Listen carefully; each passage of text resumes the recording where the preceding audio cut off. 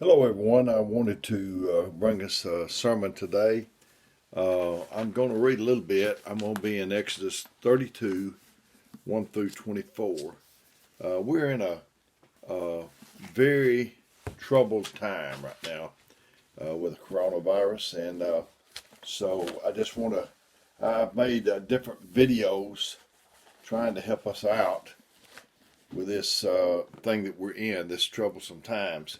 And I hope this one or some of them has helped you. But I'm going to start reading Exodus 32 in the King James Version of the Bible. Said, and when people saw that Moses delayed to come down out of the mountain where he was given the Ten Commandments, uh, the people gathered themselves together unto Aaron and said unto him, Up, make us gods, which shall go before us. For as for this Moses, um, the man that brought us up out of the land of Egypt, we wot not what has become of him. And what means no. We know not what has become of him. So they was pressuring the people, the leaders, pretty much. And Aaron said unto them, Break off the golden earrings which are in the ears of your wives, of your sons, and of your daughters, and bring them unto me. And the people and all the people brake off the golden earrings which were in their ears and brought them unto Aaron. And he received them at their hand and fashioned it with a graving tool after he had made it a molten calf. And they said, These be thy gods, O Israel, which brought thee up out of the land of Egypt. And when Aaron saw it, he built an altar before it. And Aaron made proclamation saying, Tomorrow is a feast to the Lord. And they rose up early and on the morrow and offered burnt offerings and brought peace offerings. And the people sat down to eat and to drink and rose up to play. And the Lord said unto Moses, Go get thee down, for thy people which thou broughtest out of the land of Egypt have corrupted themselves, and they have turned aside quickly out of the way which I commanded them. They have made them a molten calf, and have worshipped it, and have sacrificed thereunto, and said, These be thy gods, O Israel, which brought thee out of the land of Egypt. God heard every word they said. He knows your thoughts. He knows the thought you just had and having now, and the one that's coming, and just after all of that one. And the Lord said unto Moses, I have seen this people, and behold, it is a stiff-necked people. Therefore let me alone, that my wrath may be wax hot against them, and I may consume them, and I will make of thee a great nation. And Moses besought the Lord his God, and said, Lord, why does thy wrath wax hot against thy people, which thou hast brought out of the land of Egypt with great power and a mighty hand? Wherefore should the Egyptians speak and say, For mischief did he bring them out, to slay them in the mountains, and to consume them from the face of the earth? Turn you from the fierce wrath, and repent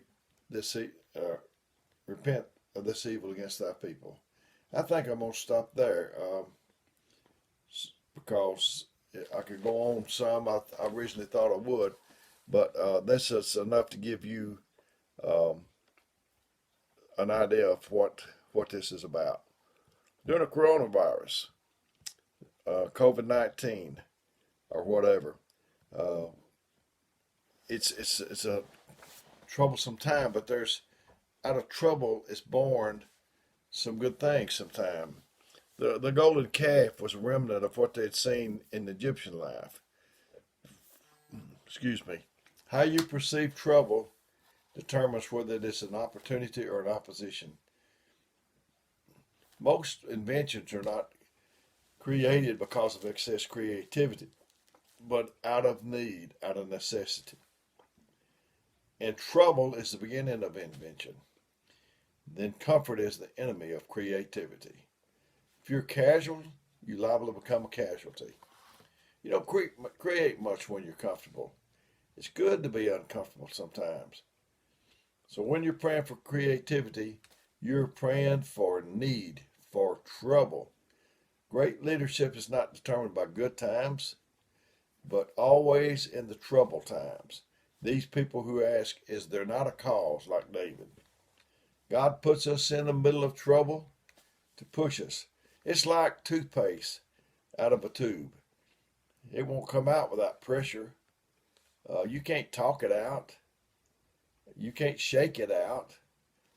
But when you squeeze, the more pressure you put on the outside, the more the inside begins to come out. And that's the way we are.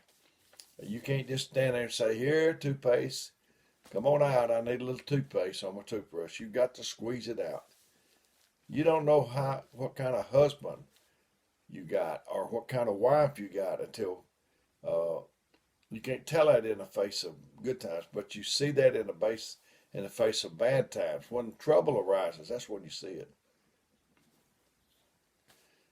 Can you see Moses walking up, and there Aaron is doing that, his brother, 3 years older than him, I believe he was, and he'll say, well,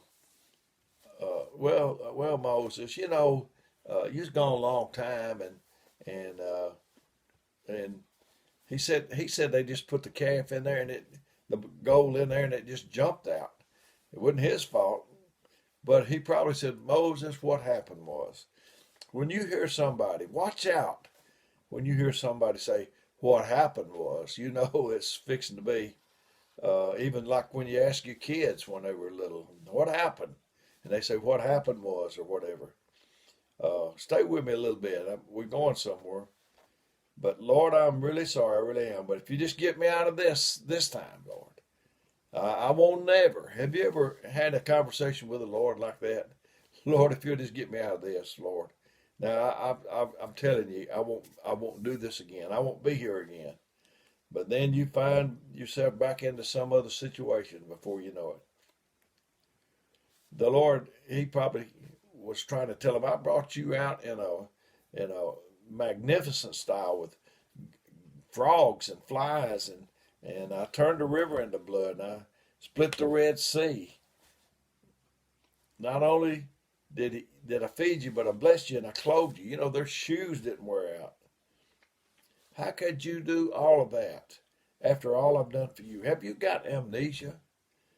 Have you lost your mind? They went from something greater to something lesser. How could you use me? God would probably be saying, after all I've done for you, you use me when you want something, and when you get it, you forget me. We use God. We put him on the shelf when we don't need him, and then when we do, we drag him off the shelf. They haven't worshiped purely for over 400 years. And they had taken on some of the characteristics of the Egyptians.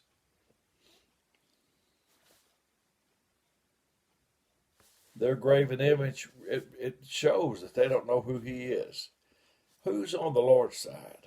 Who's left that's on the Lord's side? And sometimes the GPS, I tell you, I talk about the GPS, it say make a U-turn when it's convenient.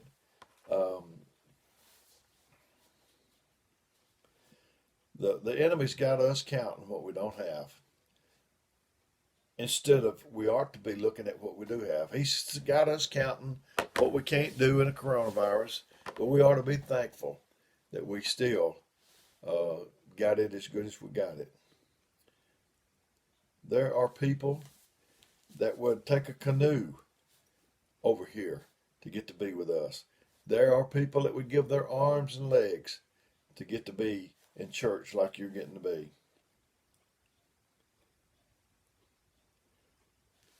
One of the saddest things that you could ever think about is a wasted opportunity. God can send you a good man or a good woman, and if you don't recognize it, you can lose that good man and good woman. You don't have to be a perfect man or a perfect woman. You may think they're a dime a dozen, but you're wrong. If you got a good, me and Melinda, we celebrated Tuesday, the 2nd of February, we celebrated 53 years this year in 2021. If God gives you something great and you give him back a weak response, a half-hearted effort, like the prophet that just hit the ground a few times, then you'll have to have memorial service for that lost opportunity, for that lost chance.